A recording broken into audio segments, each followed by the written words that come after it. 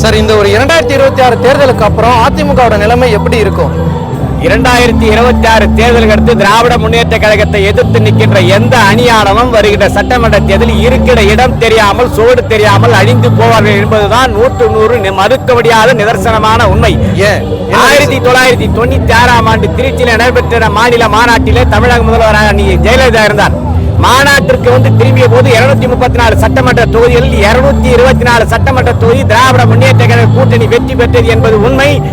பர்கூர் தொகுதியில் ஜெயலலிதா அவர்கள் தோற்கடிக்கப்பட்டார். அதே மாதிரி அந்த வரலாறு 10 தொகுதியை நாங்கள் அன்றைக்கு தோத்தோம் அல்ல, விடுபட்டோம் அல்லவா?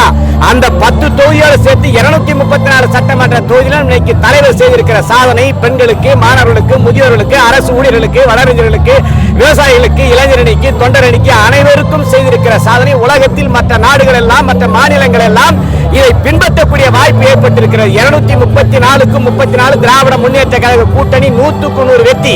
எப்படி 2024 பாராளுமன்ற தேர்தலில் 40க்கு 40 திராவிட முன்னேற்ற கழக கூட்டணி வெற்றி பெற்றதோ அதை போல 100க்கு 100 234 சட்டமன்ற தொகுதியிலும் திராவிட முன்னேற்ற கழக கூட்டணி தான் வெற்றி பெறும் என்பது மறுக்க முடியாத ஆணித்தரமான நிதர்சனமான உண்மை.